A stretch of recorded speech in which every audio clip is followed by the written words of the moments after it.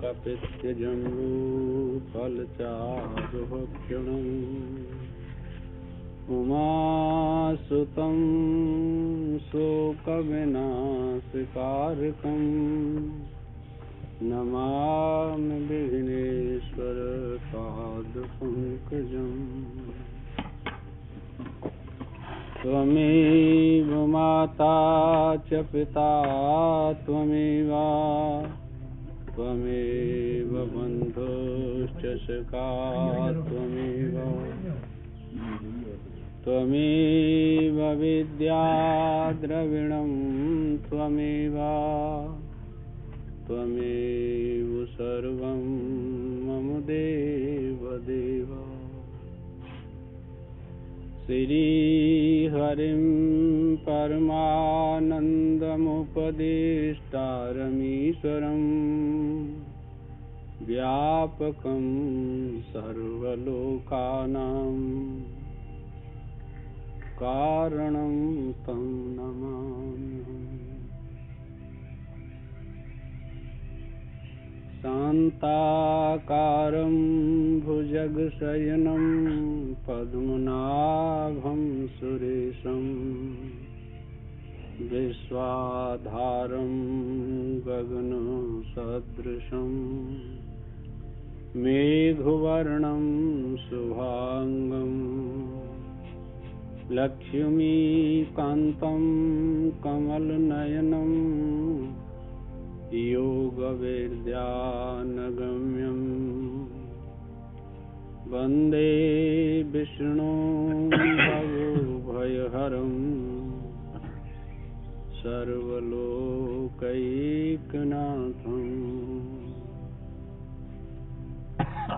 सर्ववेदान्तसिद्धान्तगोचरं तं गोचरं गोविन्दं परमानन्दं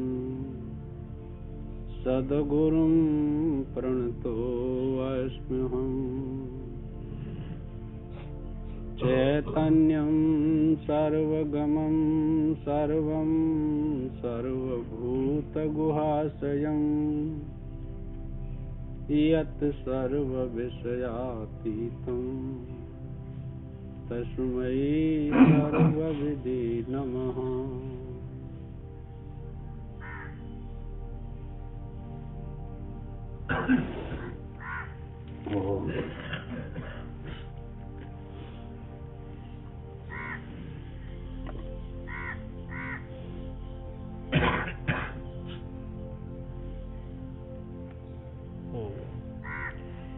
जो यह बुद्धि सांख्य के विषय में कही गई है और जो योग के विषय में अब कही जाने वाली है वह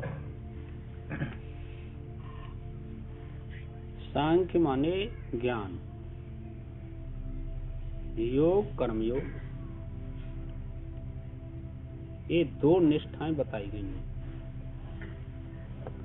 परमात्मा की प्राप्ति में चाहे तो कोई योग निष्ठा को, कर्मयोग को निश्चय कर सकता है बुद्धि में, चाहे ज्ञान योग के द्वारा। निष्काम भाव कर्मयोग के नाम से कहा गया है। इसी गीता में कहेंगे कि कर्मयोगी भी सन्यासी होता है, ऐसा आगे आएगा। गौण वृत्ति से इस बात को हम स्वीकार कर सकते हैं कि कर्मयोग संन्यास नाम से कहा जाता है। लेकिन एक बात विचार करना चाहिए कि निष्काम कर्म योग से सीधे सीधे परमात्मा नहीं मिलता, यानी आत्म साक्षात्कार नहीं होता। इसको क्रम कहते हैं, क्रम विधि कहते हैं। तो पहले निष्काम भाव से कर्म करना चाहिए, यज्ञ दान तप जप ध्यान, ये पहले निष्काम भाव से करना चाहिए। तो ये सभी के लिए कर्तव्य है, निष्काम भाव से कर्म करना। संसार के कितने काम बिगड़ते हैं, कितने काम बन जाते हैं। कहीं चित्त किसी का आज तक शांत नहीं हुआ, संसार की वस्तुओं से कभी आपका मन शांत हो ही नहीं सकता। ये कल बात आई, जाते से ही ध्रुवो मृत्यु ध्रुवम, जन्मे हुए की मृत्यु निश्चित। किसी भी विषय को लीजिए, उसका जन्म हुआ है आपकी बुद्धि में, तो नाश उसका अवश्यंभावी आप नहीं रोक सकते। दुख का कारण संबंध होता है, मोह होता है। दूसरा व्यक्ति आपसे बिल्कुल संबंध नहीं रखता और तुमने संबंध मान रखा है तो तुम रोते रहो, उसने तो संबंध तोड़ दिया। इसीलिए यह निष्काम कर्मयोग करके निर्मोहता प्राप्त हो जाती है। निष्काम कर्म करेंगे, हम भजन करेंगे रोजाना प्रभु का, तो क्या होगा कि वो जो मोहवती थी आपको दुख देने वाली, वो शांत हो जाएगी, पवित्र हो जाएगा आपका मन, आपकी बुद्धि, आपकी इंद्रियां। शांति तो परमात्मा में जाकर के प्राप्त होती है। संसार के विषय किसी को शांति नहीं देते। स्त्री हो, पुत्र हो, पुत्री हो, ये तो दुख ही देने वाले हैं भाई। फिर तुम ऐसा क्यों सोचते हैं कि इससे सुख मिलेगा? भाई यही अज्ञान है, यही अविद्या है, और कोई अविद्या थोड़ा ही है। उसी को कह रहे हैं कि यह ज्ञान योग के विषय में अब तक बुद्धि कही गई और अब कर्म योग के विषय में कहेंगे। कर्म योग को जाने बिना कोई कर्मों का त्याग नहीं कर सकता। यही तो श्लोक का अर्थ आएगा, नियावत कर्मनाशो अस्ति प्रत्यवायो न विद्यते। लेकिन इस कर्म योग में दोष नहीं है कोई। निष्काम कर्म योग में कोई दोष नहीं होता है। क्यों? इसके फल का नाश नहीं होता, इसीलिए दोष नहीं है। फल एक नाश को प्राप्त होता है। कोई फल आपने, जैसे उन्होंने दृष्टांत दिया कि कृषि करके, काम करके आप फल प्राप्त करते हैं, ड्यूटी करके फल प्राप्त करते हैं, तो वो नाश को प्राप्त हो जाता है धन। लेकिन इस कर्म योग में, निष्काम में फल का नाश नहीं है। फल क्या है? अंतःकरण की शुद्धि अवश्य होगी, आप नहीं रोक सकते इसे। न चाहेंगे फिर भी अंतःकरण की शुद्धि होगी, जो निष्काम कर्म किया है तो आपने। तो यह कर्म योग का विषय एक ऐसा है कि इससे छूटने के लिए पहले कर्म का ही निष्काम भाव से अनुष्ठान करना चाहिए। संसार में कोई किसी का नहीं है, ये तात्पर्य निकला। हाँ जी। व्यवसायात्मिका बुद्धि रेके है कुरुनंदन, बहुशाखा अनंतास्य बुद्धयो अव्यवसायिना। हे कुरुनंदन, इस कल्याण मार्ग में व्यवसायात्मिका निश्चय स्वभाव वाली बुद्धि एक ही है। अब देखो, निष्काम कर्म करेंगे तो आपकी एक बुद्धि है, आपने निश्चय कर लिया। कल ये बात बताई थी कि मन को आप बुद्धि में प्रतिष्ठित करो, तो वो दूसरा प्रसंग था। अब कह रहे हैं कि निष्काम कर्म योग में भी एक ही बुद्धि रहती है, नाना बुद्धि नहीं होती। आपने निश्चय कर लिया पूरे जीवन यज्ञ करूंगा, दान करूंगा, जप करूंगा, लेकिन निष्काम रखूंगा। इसलिए जप करूंगा तो निष्काम भाव से करूंगा, सेवा करूंगा निष्काम भाव से करूंगा, तो एक बुद्धि हुई ना। अब इस निष्काम कर्मयोग का कोई त्याग करके सकाम भाव से यदि यज्ञ, दान, तप, तीर्थ, जप, ध्यान, भजन करता है तो उसकी बुद्धि तो अनेक होगी है। किसी लिए आप करते हैं ऐसा सत्कर्म के पुत्र की नौकरी लगे, कोई कहता है विवाह हो, कोई कहता है बच्चे प्राप्त हो, तो अनेक प्रकार की बुद्धि हुई कि नहीं। कोई कहता है पद प्राप्त हो, तो अनेक प्रकार की बुद्धि हुई। भाई संसार की अनेक प्रकार की बुद्धियों में अपने मन को, अपनी बुद्धि को मत लगाओ आप लोग। परमात्मा में क्यों नहीं लगाते? क्या लगती नहीं है? इसीलिए नहीं लगती कि आपने शुभ कर्म कभी किया नहीं, भजन किया नहीं, इसलिए मन नहीं लगता है। यानी यथार्थ प्रमाण जनित होने के कारण अन्य विपरीत बुद्धियों के शाखा भेदों की बाधक है। जो अनेक प्रकार की शाखा भेद हैं बुद्धि में, उनका नाश हो जाता है। किस बुद्धि में? व्यवसायात्मका बुद्धि के द्वारा, यानी निश्चयात्मका बुद्धि के द्वारा, निष्काम कर्म योग के द्वारा अनेक प्रकार की जो बुद्धि में क्रिया उत्पन्न हो रही थी वो सब समाप्त हो जाएंगी। यह कहाँ से सीखेंगे आप लोग? शास्त्र से। आप शास्त्र का अर्थ बताया। अज्ञात वस्तु को यदि कोई जनाता है तो उसको हम शास्त्र कहते हैं, समझे।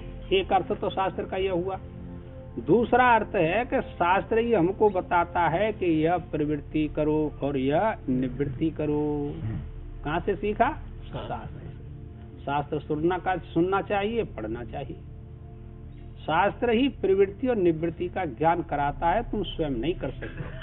अब आपको ज्ञान कराया कि निष्काम कर्म योग ही अनेक प्रकार की बिखरी हुई बुद्धियों का निरसन कर देता है। समत्व योग, निष्काम कर्म योग। तो एक बुद्धि हुई। कहाँ से सीखा? परमात्मा से, शास्त्र से, वेद से। ये था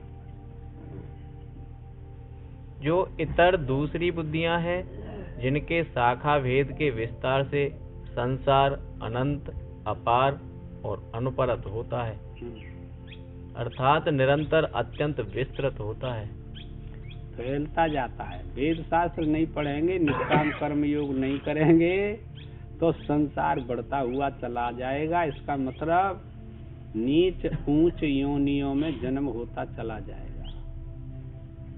संसार बढ़ गया। अब के इस जन्म में पुत्र नहीं हुआ आपके कर्म से। आपने तपस्या की कि मेरे को पुत्र चाहिए, इतना तो भजन हुआ नहीं कि इसी जन्म में पुत्र प्राप्त हो। लेकिन वह जो आशा थी ना, वो आगे के जन्म में चला गया। आगे चल करके आपको पुत्र प्राप्त होगा तो परेशानी खड़ी हुई। इसीलिए भगवान आगे कहेंगे आशा पास सतैर्बद्धा काम क्रोध परायणा। अरे जीव, आशा की सैकड़ों फांसियों से बना हुआ है। अब के तो गरीबी आई है, अब के प्रभु मेरे को पैसा वाला कर दो है? अब पैसा वाला हो गया, अब उसको भी भूल गया, प्रभु को भूल गया। पैसा दे दिया प्रभु ने, तेरा जैसा संकल्प था, जैसा जप किया था, तप किया था, पूरा कर दिया। अब उसको भूल गया, अब फिर नीचे की योनि में जाना पड़ेगा। क्योंकि अहंकार बैठा है, परीक्षा बैठी है। भगवान से क्या लेना देना पैसे वालों, सकाम भाव है। उन अनंत भेदों वाली बुद्धियों का प्रमाण जनित विवेक बुद्धि के बल से अंत हो जाने पर संसार का भी अंत हो जाता है। ये तो प्रमाण जनित बुद्धि है। निष्काम कर्म योग प्रमाणित करता है शास्त्र। शास्त्र प्रमाण है। तस्मा शास्त्रम प्रमाणम ते कार्य कार्य व्यवस्थित। अर्जुन, मेरे तेरे बीच में शास्त्र ही प्रमाण है कि मैं तेरे को शास्त्र से विपरीत उपदेश करता हूँ कि समकाल उपदेश करता हूँ, ठीक उपदेश करता हूँ। शास्त्र से विपरीत तुम किसी को कुछ बताओगे तो आपको पाप लगेगा, और इसको हम जानते नहीं। जैसा मन में आया ऐसा कथन कर दिया, तुम ऐसा करना, तुम ऐसा करना, भले ही विपरीत है। लेवसा तेरे को क्या मिला? पाप मिला। शास्त्र की मर्यादा में रहना चाहिए। मनुष्य हो चाहे स्त्री हो चाहे पुरुष हो, मर्यादा में रहना चाहिए हर समय।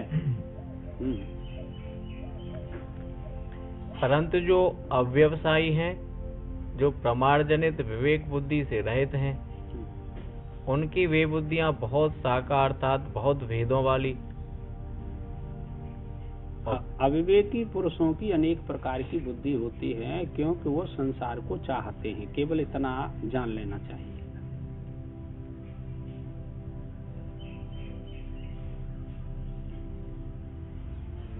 और प्रतिशाखा भेद से अनंत होती हैं, जिनमें निश्चयात्मिका बुद्धि नहीं है। वे निश्चय आप लोग कैसे कर सकते? इतने विषय भरे हुए हैं कि वो निश्चय करने ही नहीं देते कि भजन करूंगा परमात्मा का, शास्त्र पढ़ूंगा, सुनूंगा। इतनी आसक्ति बैठी हुई है, क्या करें बताओ? निश्चय नहीं होने देते। सबसे बड़ा निश्चय तो यही है कि मैं आत्मा हूँ। इस निश्चय को तो होने ही नहीं देते पाप किसी को। जिसने बहुत प्रयत्न करके तप किया है, पापों को नष्ट कर दिया है।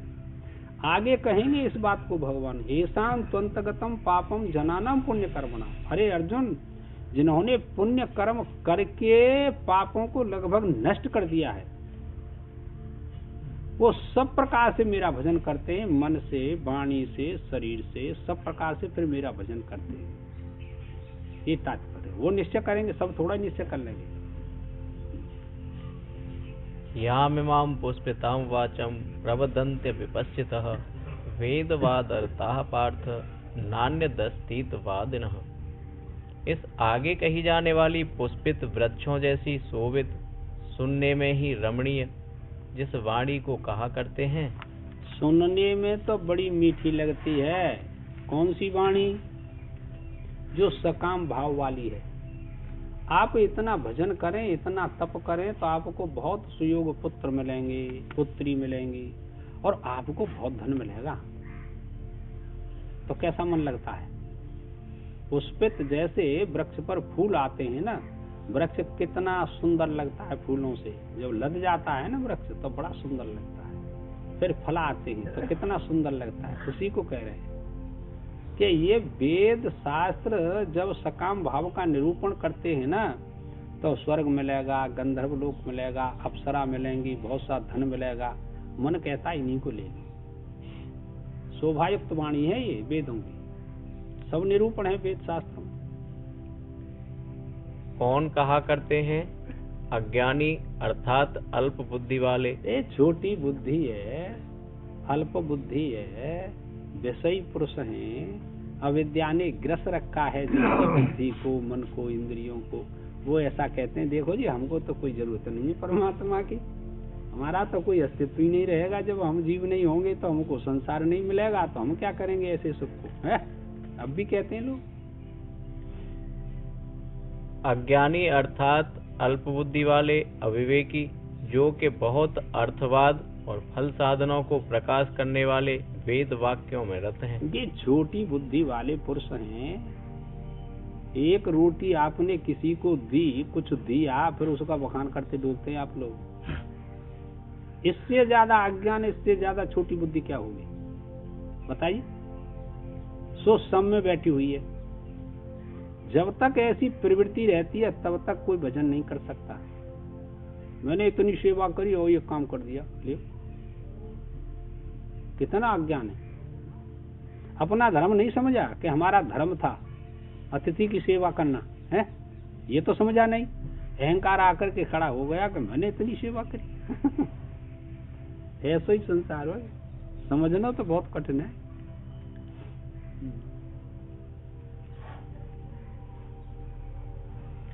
तथा हे पार्थ, जो ऐसे भी कहने वाले हैं कि स्वर्ग प्राप्ति आदि फल के साधन रूप कर्मों से अतिरिक्त अन्य कुछ है ही नहीं। ले साहब, ऐसे भी हैं संसार में। दो प्रकार के पुरुष हैं, ऐसा आसुरी संपदा वाले। 16वें अध्याय में ये बात बताई जाएगी। तो वो कहते हैं आसुरी संपदा वाले और दैवी संपदा वाले, दो प्रकार के पुरुष बताएंगे भगवान। वो आसुरी संपदा वाले ऐसा कहा करते हैं,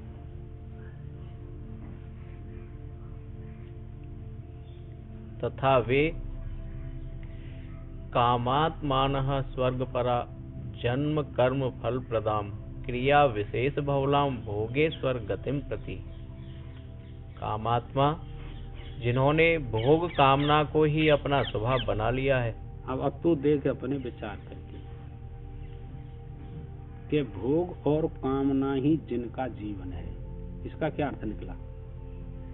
भोग और कामनाओं के लिए ही जीते हैं। धन कमाओ और भोग करो। क्या लेना देना किसी से? कोई परमार्थ से क्या लेना देना? ईश्वर से क्या लेना देना? आसुरी संपदा आएगी, ये तात्पर्य। ऐसे भोग परायण और स्वर्ग को प्रधान मानने वाले, यानी स्वर्ग ही जिनका परम पुरुषार्थ है, ऐसे पुरुष जन्म रूप कर्म फल को देने वाली ही बातें किया करते हैं। स्वर्ग आपके पुण्यों के प्रभाव से प्राप्त होता है, ऐसे नहीं समझना। स्वर्ग इतना सरल नहीं है कि सभी को प्राप्त हो जाए। सभी को प्राप्त नहीं होता स्वर्ग। और यदि स्वर्ग आपको प्राप्त हो भी गया पुण्यों के प्रभाव से, यज्ञ दान के प्रभाव से, तो फिर क्या होगा? क्या सदैव जब तक स्वर्ग रहेगा तब तक रहेंगे उसमें? नहीं। जब तक आपका पुण्य है तब तक वो लोग रखते हैं स्वर्ग वाले। और छीणे पुण्य मर्त्यलोके विसंति, पुण्य क्षीण हुए तो फिर नीचे चलो। अरे रात्रि को कवरा लिया आपने, कहीं गई तीर्थ यात्रा करवे, उसने कहा 1000 रुपये है, 8 घंटे के 1000 रुपये आपके पास है, तो कवरा ले लिया। रात बीती, 8:15 बजे आएगा मालिक, निकलो कमरे में से निकलो, इतने ही रुपया आई 1000, गुआते 8 घंटा व्यतीत है, गमने करो बाहर। ऐसी जितने पुण्य आप लोगों के उतने ही दिन आप स्वर्ग में रहेंगे, बाकी चलो नीचे चलो, नीचे फेंक देता, क्या करें। कर्म के फल का नाम कर्म फल है। जन्म रूप कर्म फल जन्म कर्म फल कहलाता है। जन्म रूपी कर्म फल क्या अर्थ निकला? ये जन्म आपको प्राप्त हुआ 84 लाख योनियों में जो प्राप्त हुआ है ना जन्म, ये कर्मों का ही फल है। मनुष्य शरीर कर्मों का ही फल है, बिना कर्मों के नहीं मिलता मनुष्य जीवन। और इसको प्राप्त करके दिन रात मोह की वृत्ति में फंसे रहे, अपने धर्म का भी पालन नहीं किया, फिर आपको मनुष्य कैसे कह सकते हैं? फिर नीची योनि में जाना पड़ेगा, सूकर कुकर योनि में जाना पड़ेगा, बड़ी समस्या होती है। तो उसी को कह रहे जन्म कर्म फल क्या है कि कर्म से उत्पन्न होने वाला शरीर ये कर्मों का ही फल होता है। 14वें अध्याय में इसका निरूपण आएगा। उसको देने वाली वाणी जन्म कर्म फल प्रदा कही जाती है। ऐसी वाणी कहा करते हैं। कौन? अज्ञानी पुरुष, अविद्याग्रसित मोहग्रसित पुरुष ऐसे कहते हैं। अपनी तो परवाह नहीं, दूसरे को भी अपनी तरफ खींच लेते हैं। अपनी परवाह नहीं कि हम तो जाएंगे नरक में, पर इसको भी ले चलो साथ। वाह, ये बहुत लोगों का ऐसा स्वभाव है।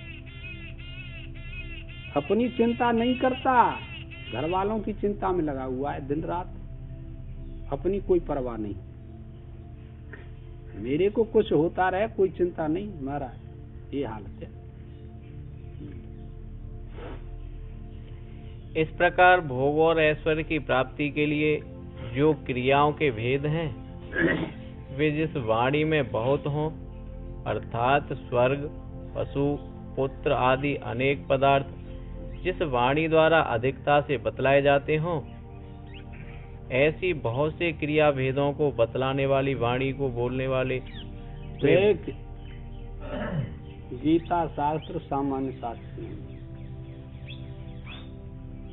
आपको कर्म कांड का विशेष ज्ञान है। इस कर्म को करने से इतना धन मिलेगा, इस कर्म को करने से इतने पुत्र पुत्री मिलेंगे, इस कर्म को करने से इतना पद मिलेगा। कितना भी ज्ञान प्राप्त कर लो इनका तुम, लेकिन आपको संसार से नहीं छुड़ा सकती ये वाणी जो है। कितना भी प्रवचन करते रहो, छुड़ा नहीं सकती।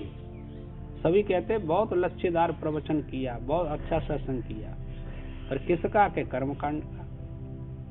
आपने क्या सुना, क्या अच्छा किया? ये संसार में बांधने वाले प्रवचन होते हैं। जीव ब्रह्म की एकता तो स्वाभाविक ही है, ध्यान करना, ये स्वाभाविक है, इसमें प्रयत्न नहीं करना पड़ता। लेकिन भेद दृष्टि अविद्याकृत है, अज्ञानकृत है, अध्यासकृत है। ये भेद दृष्टि है, इसको जानना चाहिए। किस प्रकार से इसका बंधन कटेगा जीव का? तो यह प्रवचन तो आपको अद्वैत ब्रह्म के पास ले जाएंगे। जो अब तक संशय बैठा हुआ था, भ्रांति बैठी हुई थी कि यह मेरा है और यह तेरा है, यह भ्रांति निकल जाएगी, कोई परेशानी नहीं। सीता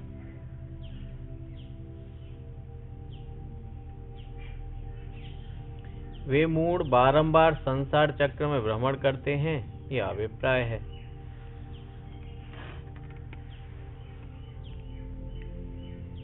भोगैश्वर प्रसक्ता नाम तया अपरचेतसम व्यवसायात्मका बुद्धि समादौ न विधीयते।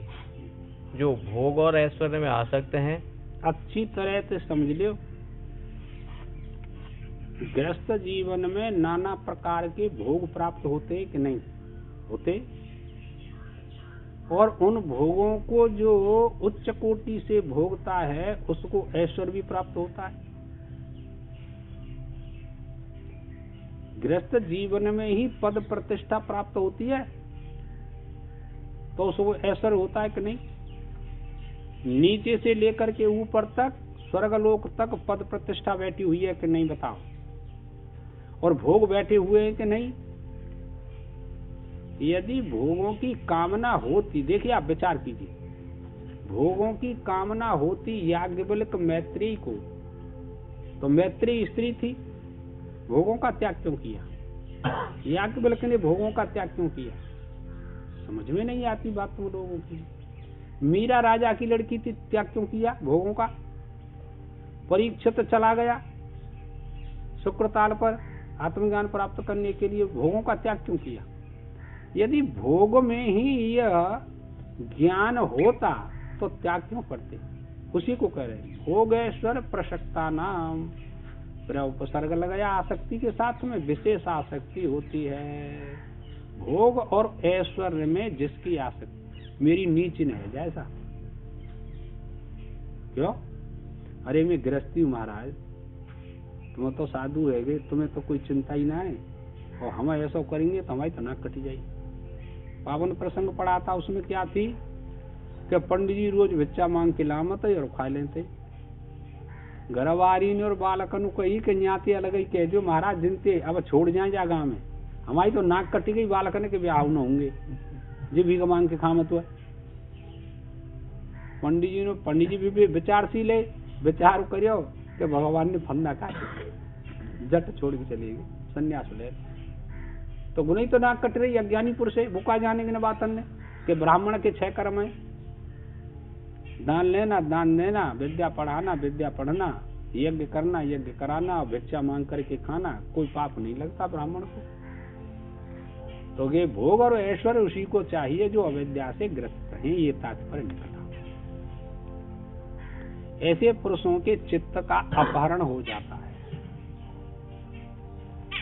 भोग और ऐश्वर्य भोगने की जो चेष्टा है ना, ये आपको उस ज्ञान तक नहीं पहुंचने देती, क्योंकि वैराग्य तो है नहीं, और वैराग्य के बिना परमात्मा का साक्षात्कार नहीं होता। सभी शास्त्र वेदों का यह प्रमाण है।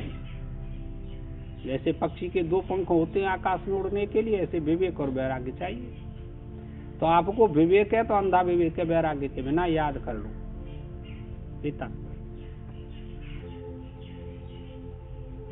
खूब स्मृति है, खूब प्रवचन करवा लियो, पर जब वैराग्य की बात आमत का है तो नीचे ना रह जाते हैं। अरे स्वामी जी तुम्हारी तो कोई बालक ही ना है, तू तो रोज जइया कहता कला है, ये हालत है। हाँ, विषात्मका बुद्धि समाधौ न विधीयते। समाधौ माने परमात्मा में वो निश्चयात्मक बुद्धि नहीं कर सकता। कौन नहीं कर सकता? जो भोग और ऐश्वर्य में अत्यंत आसक्त है ना पुरुष, वो ऐसा निश्चय नहीं कर सकता कि मैं आत्मा हूँ, मैं चेतन तत्व हूँ, ऐसा निश्चय नहीं कर सकता। इसीलिए पवित्रता के लिए आपको निष्काम कर्म योग करना ही पड़ेगा। जो जितना करता है उतना अंतःकरण शुद्ध होता है, आत्मा में दृढ़ निश्चय हो जाता है। सारी बात आएंगी गीता में। अर्थात भोग और ऐश्वर्य ही पुरुषार्थ हैं, ऐसे मानकर उनमें ही जिनका प्रेम हो गया है। पुरुषार्थ किसे मानते हैं? देखो, इतने प्लॉट खरीद ले, इतना खेत खरीद लो, इतनी बालक नौकरी से लगाए दे, बड़े बड़ी ऊंचे अफसर, जी पुरुषार्थ हो तुम लोगों को। और जब कहते अपुरुषार्थ हुए, जी अपुरुषार्थ हुए। विचार चंद्र पहली कला पुरुष इच्छा विषय पुरुषार्थ जोई सोई, दुख नाश सुख प्राप्ति रूप मोक्ष मान हूँ, हेतुता को ब्रह्म ज्ञान सो परोक्ष पहली कला विचार चंद्र। तो पुरुष की इच्छा का जो विषय है उसको पुरुषार्थ कहना चाहिए। पर अज्ञानी पुरुष इसी को पुरुषार्थ मानते हैं। इतना मेहनत करी, ओ न्यू कर दो मैंने, न्यू कर दो मैंने, न्यू कर दो, हम ऐसे है स्वामी जी पुरुषार्थ से है, कहता है कि ना? ये पुरुषार्थ नहीं। पुरुषार्थ तो उसे कहते हैं जो अविद्या ग्रसित बुद्धि का नाश करता है अपने पुरुषार्थ से। और ये आपका पुरुषार्थ चल रहा है, पुरुषार्थ से यहाँ आते हैं ना। और ये पुरुषार्थ सांचा पुरुषार्थ है कि अविद्या का नाश करके मानेंगे चाहे कुछ भी हो, ये पुरुषार्थ है। अब ये आपने उसको पुरुषार्थ समझ रखा है। मैंने इतना बड़ा आश्रम बना दिया, मैंने इतना बड़ा आश्रम बना दिया, बड़ा पुरुषार्थ किया है मैंने। लियो साहब, फिर का पुरुषार्थ कर लो। आत्मदृष्टि के लिए जो क्रिया की जाती है उसे पुरुषार्थ कहते हैं, याद कर लो। इस प्रकार जो तद्रूप हो रहे हैं तथा क्रिया भेदों को विस्तार पूर्वक बतलाने वाली उस उपर्युक्त वाणी द्वारा जिनका चित्त हर लिया गया है। चित्त का हरण एक बेर सुन के समझ लियो, चाहे लाख बेर करोड़ बेर सुन के समझ लियो। चित्त का, मन का, बुद्धि का हरण ये भोग कर लेते हैं, समझे? जितने ज्यादा भोग भोगेंगे इंद्रियों से उतनी इंद्रियां कमजोर हो जाती हैं, फिर इस ज्ञान को धारण करने में सक्षम नहीं होती। श्रुति ने क्या लिखा? नायम आत्मा बलहीन लभ्य, आत्मा बलहीन को प्राप्त नहीं होता। ये लिख दिया श्रुति ने वेद की। क्या करें बता? बलहीन कौन है? जो वैराग्य धारण करने में सक्षम नहीं है वो बलहीन होता है। हम क्या करें इसमें?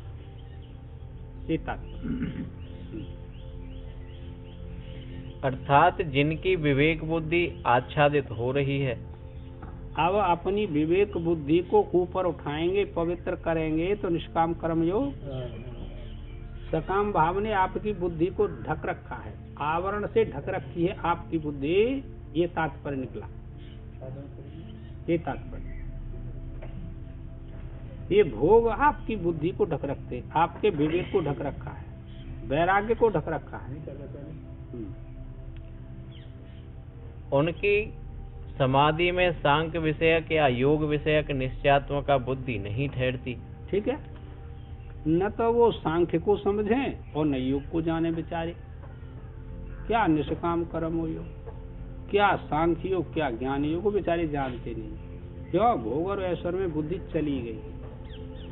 अरे पहली कहावत है, जब मूज की मुजेटी बिना कुटे ठाड़ी है जाते, ठाड़ी कर दो धरती मार के, ठाड़ी है जाते, और जो है कूट दो अच्छी तरह से, फिर ठाड़ी करो है ठाड़ी। कैसा प्रमाण हो? ये हालत बच्चों से क्या जे कुटी कुटाई है बुद्धि सवन की, अवज्ञा है धारण करने में सक्षम ना थी। महाराज ओम नमो नारायण, आ जाओ आ जाओ। अरे इतना तो कर ले, ऐसे ना करता ही तो ऊपर चढ़ाव करता है। हाँ सही है, क्यों कोई बात है, ऐसे ना है। तुम तो खुद ऐसे ही है, मैं क्या करूँ। चलो कोई बात नहीं है, भगवान की जो इच्छा है। भैया जी ओम नमो नारायण। जिन्हें चक्कर में तू काय हुआ यहाँ, तू अपने काम अनुकर बेकार महात्मा ने चक्कर में आए कि महात्मा कहते वो सो है जा, कोई काम ना करने तो ये छोड़ने, तू माकू चल, तू माकू चल। दिन रात जी हत्या रहे थे। चलो ओम नमो नारायण।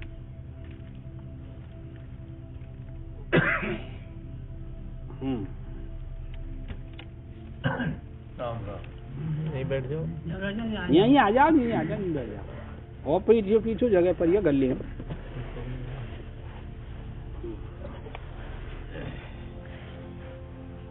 तो कहने का भाव ये है कि जितना जितना ज्यादा विषय भोगेंगे हम शब्द स्पर्श रूप रसगंध को, उतना ही यह मन कालमा युक्त हो जाएगा और इस वृत्ति को धारण करने में सहमत नहीं हो सकता। गृहस्थ में त्याग में जीवन जीना चाहिए। देखो कितना शांति मिलती है जी। तो गृहस्थ जी पूछियो, कोई टेंशन ही ना है। दो छोरा महात्मा है गए और कह रहे कि और हो जाए तीसरो तुम है गए, तुम ही बुलाया और दुनिया ने कहा हुआ नेका चलन जो गृहस्थ हत्या कर राखी है। हाँ जी। पुरुष के भोग के लिए जिसमें सब कुछ स्थापित किया जाता है, हाँ, उसका नाम समाधि है। समाधि का लक्षण कर दिया। समाधि किसे कहते हैं? समाधीयते अस्मिन् पुरुषो, देखो विचार करके, जिसमें पुरुष के उपभोग के लिए सब कुछ स्थापित किया जाता है उसका नाम समाधि। अब किस में स्थापित किया जाता है? कि आपके अंतःकरण में, आपकी बुद्धि में, आपके मन में स्थापित किया जाता है। खोपड़ी सही कर लियो बिल्कुल। कैसे? ऐसे एक दृष्टांत आता है। एक राजा था, तो उसके नगर का एक ही दरवाजा था, फाटक लगा के रखा तो बाको नियमो, दिन छुपियो सूर्य छुपियो फाटक बंद, न कोई बाहर से अंदर जा सके न अंदर से बाहर जा सके, बंद। राज ठीक कर रो राजा, धर्मात्मा राजा। सो एक साधु सन्यासी आए रहे, सो दिन छुपे गो रास्ता में। उन्होंने कही अब कहाँ जाऊंगो, यही नगर में रुक जाओ। आमत आमत दिन छुपे गो, फाटक बंद। फाटक बंद हो गया, चारों ओर डोले परकोट आया सो को चढ़ो जाए। वानी की जे कहा कि दिन छुपे हो या वही फाटक बंद है वो। खटखटायो कोई खोलो नहीं। वानी के बरात है जाएगो कहाँ, गर्मी को टाइम में नहीं बैठ जा, सो दरवाजे पे ही बैठे हो। रात तो कटे भूखो प्यास हो, का करे, भूखे नींद ना आया मत संज्ञा रात बैठे हो बेचारा। बैठे रहो, भजन करबो करो परमात्मा के नाम को, जप करबो करो। रात के 12 बजे बैठो भजन कर रहे। सो एक स्त्री आई दरवाजे के पास। वानी के, तू कौन है? वरना बोली, अरे बोल ना रही भाई, हम ही बता, हम तो बैठे हैं दरवाजे पे। वानी की, महाराज ये तो टाइम ना है हमारे पास, हम बता रहा हमें तुम्हें कि भाई कछू तो बता। क्या तो आए के बताऊंगी। थोड़ा सा योग को सहारो लो, जट पर कोटा पे ऊपर चढ़ी गई और भीतर कूद पड़ी। वानी की, जी भूतर आओ के कोई देवता हो, जी बात कहा है, यही तो सुनी न जाने बिल्कुल। फिर 1 घंटा पिछाड़ निकल के ऐसी परी से चढ़ी आई, सो उतर परी। वानी की, भगवान तू कौन है, अब तो बता दे, कौन हुआ, कहाँ से आई है, कौन हुआ, कहा है, कैसे? वानी की, महाराज टेम तो ना पर तुम बताऊंगी, तुमने पहलू में आग्रह करियो। वानी की, मैं हूँ विधात्री। वानी की, विधात्री? हाँ, कहा काम करते तू रात में कहीं डोल रही है? स्त्री ने को काम रात में डोली में को थोड़ो ये कि मेरे काम रात कोई डोली में को है। क्या तो कहा बात है कि बात ये है कि राजा के लड़का भयो है, मैं वाकी बुद्धि में लिख के आई हूं कि इतनो राज भोगेगो, इतनो न भोगेगो, और इतनो धन मिलेगो, इतने बालक मिलेंगे, ये सब लिख के आई हूं। मैंने कि यही काम मैं करता हूँ, मैं यही करती हूँ। भय माता कहता है तुम लोग बातें, शास्त्र विधात्री है। मैंने कि तो तू बड़ी चालाक है कि हाँ, जाको जैसो होनो है ना ऐसो लिख दें तू वह अंतःकरण में। वो बात यहाँ कही है, समाधीयते अस्मिन् पुरुषोपभोगाय सर्वम इत समाधि अंतःकरण बुद्धि तस्मादौ न विधीयते, ये लिखी है बंगा शंकरावास में। तो वानी कही, तो अब कहा लिख के आइए गे, वो बता जा कि लिख के जे आई हूँ क्योंकि 16 साल को हुई वो, और जाको पिता मर जाएगो, नगरवासी जय राजा बना देंगे, दूसरो राजा आक्रमण करेगो, जे भाग जाएगो हो जाए राजा ले लेंगे। तो जाओ जीवन कैसे चलेगो? कि जे घास बेचेगो वो अपो जीवन यापन करे, घास बेच के रोटी खावे को तुम देख ली। मैंने तो जा तू बजा, हम देख लेंगे। वो चली गई, वहाँ तो काम हुई जो सवेरे भयो बड़ी खुशी।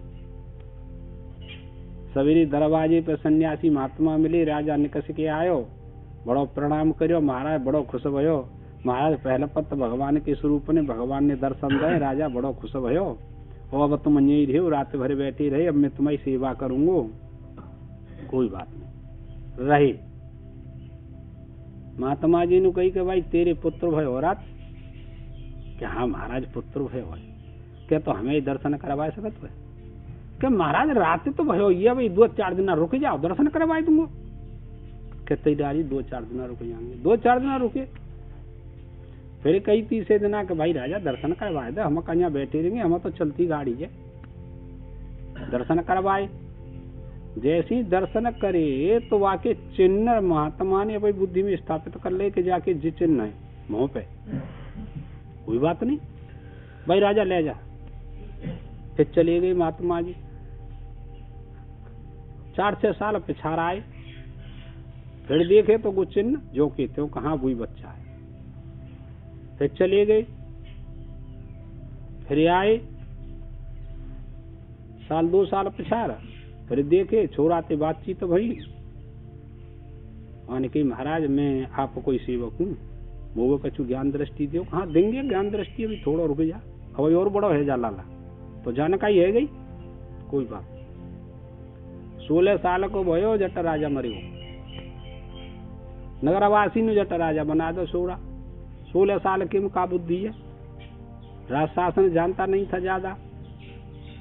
माने कि तू राज करे। कोई बात नहीं। दूसरे ने आक्रमण कर दो राजा ने, 6 महीना पिछाड़ के गुतो मरे गो। जो बलवान राजा का हुआ पुत्र है वो का जान तो 16-17 साल को आक्रमण करो, जट हारे गो बेचारो, जट छोड़ के बाजो करे। दूसरे शहर में जाके अब क्या करे, बहुत परेशानी। तो घास बेचे, पेट घास काट के लावे जंगल में थे, और वो पेट हम बेचे 2 पैसा 1 पैसा की, और रोटी खा ले, अपो जीवन यापन कर रो, मन चाहे जहाँ सो जाए। महात्मा जी ने विचार करो कि भाई इतनी दिन है गए, चल के देखूं का भयो। महात्मा जी आए, निरीक्षण करो। यानी कि महाराज को तो भाजगो, दूसरे राजा ने राज्य छीन लो। महात्मा जी कह रहे ठीक है, लिख के गई वही काम भयो जो लिख के गई। क्या कहाँ है भाई? के फलाई शहर में रहे तो है, कहा कर तो है, के घास बेच तो है, 1 पैसा ही 2 पैसा ही 3 पैसा ही बिक जाते, रोटी खा ले। महात्मा जी होल होल वहां पहुंचे शहर में। घास लेके ठाड़ो, जट पहचान ले, नमस्कार करी। महात्मा जी ने कही लाला का है रो, एक घास बेचे खाम तू महाराज, राज तो ले लो दूसरे राजा ने। अच्छा कोई बात ना, तो अब ऐसा करियो, आज घास 5 पैसा की बेचियो, बिक जाए तो बेच दियो, न बिके तो तू राखियो। मैंने की रोटी करते खाऊंगा, कि रोटी नहीं व्यवस्था मैं कर दूंगा, मांग लाऊंगा तो खवा दूंगा, मैं खा लूंगा 2 रोटी। जाते कहता निष्काम कर्म योग, कछु महात्मा लेन हो वापे थे। ये गंभीर मसला है कर्म योग को। वानी की ठीक है, अब तो सब 1-2 पैसा ही 3 पैसा ही बेच के चले गए, घुमा गए 5 पैसा काउन न लई, पेट उठ गई। पानी की या तो महात्मा जी ने घास न बेच नहीं, चट महात्मा जी आए गए, लाला का भयो के काउन न लई, कहता कोई बात ना, मैं रोटी ले आऊंगा तू खाई। इतनी देर में ये को तांगे बाव आएगो, पेट तो उठ गई। पानी की भैया तो पे घास हुए 2 पूरी, कहाँ क्या पैसा लियो का 5, के यार 2-3 पैसा ही बिकते, 1 पूरी वो 2 पूरी, तू हम 5 ही चो दे रहे हो, सब में ना दे रहे हो। पानी की ले 5 पैसा जड़ दे दे, 5 ही बिक गई। पानी की बिकी का ना बिकी, ते भाग्य में लिखी है, वाय हो सके यूज करे, ले ली। 2 सही दिना कई 10 पैसा ही बेचियो, कोई ले न ले, कहवे को भाव जे के पैसा अंधा धुंध है गे, फिर कई कोई जगह ले ले और गाँव में घास की खेती कर ले, सब पैठवाई न की घास ले और डंका पिटवाए दो, जो कोई आवे सो मुआ तेले मन मानी दे। पैसा बढ़ते गयो, ज्यादा पैसा बढ़ेगो फिर कही के तो अब कछु फौज बना ले, जट फौज बना ले, समझे, फौज बना ले। अब तो क्या अब आक्रमण कर दे, महात्मा ने कही कि तू जवान है वो बूढ़ो है, आक्रमण करो वो जट जीत लो, राजो अपनो ले लो। फिर वहां रहने लगे हो तो फिर आई विधात्री, वहां ने कही तू तो घास बेचे काम तो है, कह रही देखो तो राज कर रहा है कि महाराज लिखी तो घास हुई, मैं का पई उड़ते थोड़ो ही लिखती हूँ, ब्रह्मा जी ने आदेश करियो कि गे लिख दीजो, यानी पुरुषार्थ करियो है संसार की व्यवहारिक सत्ता को, तब क्या मिलेगा राज, तुम्हारी कृपा ते नहीं कि कब मिल तो राज जाए। कहवे को भाव ये है कि तुम ऐसे नहीं समझना, कहा कर्मयोग को प्रसंग हो जे कि हमने कहा वो एक सुई को दान दयो तो आपको 2 सुई मिलवे को है सकते हैं, 1 गिलास पानी दयो तो 4 गिलास मिल जाएंगे बिना मांगे, लिख जाती है जी कर्म करियो वही आपको भोगना पड़ेगा, मेरे को भोगना पड़ेगा, सबको भोगना पड़ता है। वैवर्त पुराण में जी तो लिखी है, अवश्य भोक्तव्यम कृतम कर्म सुभाषुम ना भोक्तव्यम क्षीयन्ते कर्म कल्प कोट सतैरपि, करोड़ कल्प व्यतीत है जहाँ, ऐसे नहीं समझना आप लोग कर्मयोग में, ये भोगना पड़ता है सबको। तो वही कह रहे हैं भगवान।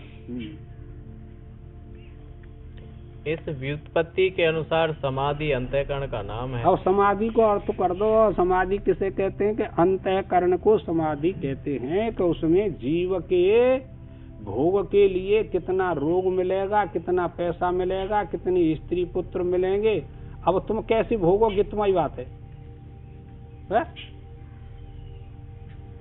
उस मान लीजिए पैसा मिला आपको अंधाधुंध, फिर आपको उसको दुर्व्यसन में लगाएंगे क्या धर्म में लगाएंगे, ये तो आपके पुरुषार्थ की बात है, आगे लिए कार्यक्रम बनेगो। शराब पियो, झगड़ो करो, मुकदमा लड़ाओ, जुआ खेलो, तो पैसे का दुरुपयोग हुआ कि नहीं हुआ?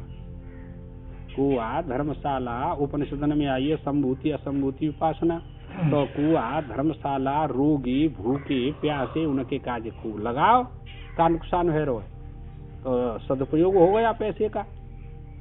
3 गति होती है पैसे की, दान भोग नाश। हाँ, तो अंतःकरण का नाम समाधि है, जीव के उपभोग के लिए सब।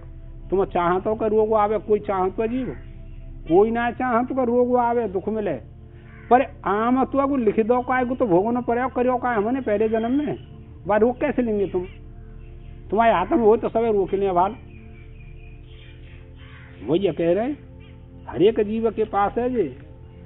हाँ, उसमें बुद्धि नहीं ठहरती, अर्थात उत्पन्न ही नहीं होती। कौन सी बुद्धि नहीं ठहरती? कि मैं आत्मा हूँ, ये निश्चयात्म का बुद्धि लाला नहीं होती। जो इस प्रकार विवेक बुद्धि से रहित हैं, विवेक विचारे न कांते आयो, बुद्धियाँ खाई गई विषय। हाँ, चोरा चोरी खाई गई, पालन लालन में लाल कहाँ उन काम परायण पुरुषों के त्रैगुण्य विषया वेदा निस्त्रय गुण्यो भवार्जुन निर्द्वंदो नित्य सत्वस्थो निर्योग क्षेम आत्मवान। वेद त्रैगुण्य विषयक हैं। वेद त्रैगुण्य विषयक हैं, गुणों के भेद से वेदों का भेद इस श्लोक में नहीं बताया। क्या इसमें? फिर मूल में त्रैगुण्य विषया वेदा, त्रैगुण्य का क्या अर्थ करेंगे? गुण कहेंगे, गुण कहेंगे, सत्व रज तम 3 गुण होता है ना, वो कहते हैं कि 3 गुणों का ही प्रतिपादन करते हैं वेद। लेकिन वेदों का विभाग 3 गुणों के अनुसार हुआ कि नहीं? वेदों का विभाग 3 गुणों के अनुसार नहीं हुआ, तो के कर्म उपासना ज्ञान विषय के भेद से हुआ। ये 3 विषय माने, नारी समझ में? कर्म कांड का विषय, उपासना का विषय और ज्ञान का विषय, ये 3 विषय माने, इनका प्रतिपादन करते इन्होंने ही वेदों का विभाग कर दिया। एक वेद था ऋग्वेद पहले, उसके 4 विभाग कर दें। चारों वेदों में 4 विभाग जो किया, पहल, सुमंत, जैमिनी, वैश्यम पायन आदि जो व्यास के शिष्य थे ना, एक एक संहिता को बनाया उन्होंने।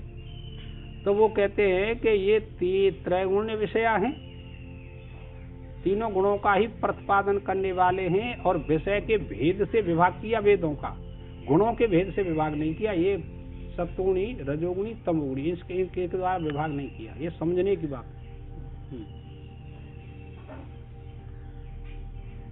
अर्थात तीनों गुणों के कार्य रूप संसार को ही प्रकाशित करने वाले हैं, संसार की बात बताने वाले हैं। ये तात्पर्य निकला, ऐसे कर्म करो ऐसा लोक मिलेगा, ऐसे कर्म करो ऐसा लोक मिलेगा, ऐसे कर्म करोगे आपको नरक में जाना पड़ेगा, ऐसे कर्म करोगे स्वर्ग में जाना पड़ेगा। इसका निरूपण करते हैं। 80,000 मंत्र है कर्मकांड उपासना के, और 16,000 कितने ज्ञान कांड, बस कितने के 4,000 ज्ञान के। अच्छा 4,000 ज्ञान, 16,000। अरे कबो हम पे तो है जानते हैं, यही बार तो मैंने पूछी है। भगतन तो याद होनी चाहिए, वो याद हो न हो। हाँ, पर याद है कृष्णा, चलो कोई बात। अर्थात तीनों गुणों के कार्य रूप संसार को ही प्रकाशित करने वाले हैं। विचार बताइए। परंतु हे अर्जुन, तू असंसारी हो। बस फैसला कर दो, तू संसारी मत बने। असंसारी कैसे हो? कि निष्काम भाव से अपने धर्म का पालन कर, युद्ध कर, तू असंसारी हो जाएगा। तुम भी असंसारी बनो, यही तो पढ़ा रहे भगवान। असंसारी बनना है तो निष्काम भाव से कर्मयोग का आचरण करना चाहिए, साधु हो कि कोई गृहस्थी हो कि कोई स्त्री हो कि पुरुष हो। ये तात्पर्य। तू असंसारी हो, निष्कामी हो। अब कह दे निष्कामी, असंसारी ही निष्कामी होता है लाला। अर्थात निर्द्वंद हो, और निष्काम कर्म करेगा तो निर्द्वंदता तो आई जाते। फल मिले न मिले, अरे जाते हमें कोई मतलब नहीं, फल से कोई मतलब नहीं, फिर आप निर्द्वंद रहेंगे। कितना भी जप किया, 5,000, 10,000, 50,000 रोज जप करते हैं, फल की इच्छा नहीं है तो निर्द्वंद है। ये बात है। सुख दुख के हेतु जो परस्पर विरोधी युग्म पदार्थ हैं, हाँ, उसका नाम द्वंद है। 2 पदार्थ हैं और विरोधी हैं, एक सुख है और एक दुख है। 2 युग्म पदार्थ हैं, जुड़े हुए हैं। युग्म जुड़े 2 पदार्थ हैं। सुख की इच्छा होगी तो दुख जा नहीं सकता, और दुख की निवृत्ति की इच्छा होगी तो फिर क्या होगा? ये बहुत विलक्षण है संसार। सुख की इच्छा का त्याग कर दो, आप निर्द्वंद हो जाएंगे। फिर दुख आपको ढूंढने से नहीं मिलेगा, कहाँ चला गया दुख, क्योंकि सुख की इच्छा त्याग दी आपने, हम क्या करें इसमें। ये तात्पर्य।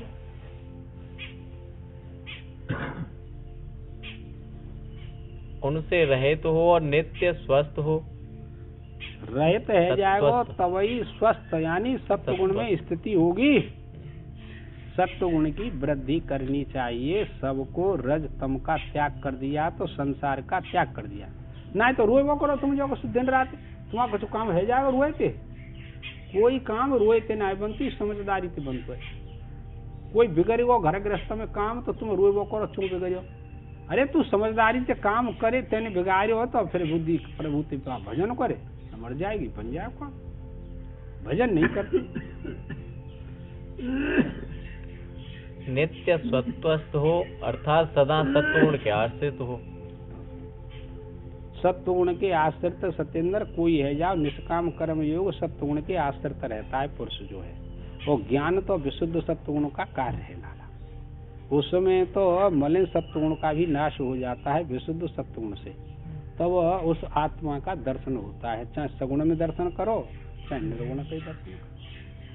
उससे पहले अब तू बंद कर दे। अब सदगुरुदेव भगवान की जय। बैठ ही ना जा रहे तुम क्या करोगे? पूर्णमिदं पूर्णात् पूर्णमुदच्यते पूर्णस्य पूर्णमादाय पूर्णमेवावशिष्यते।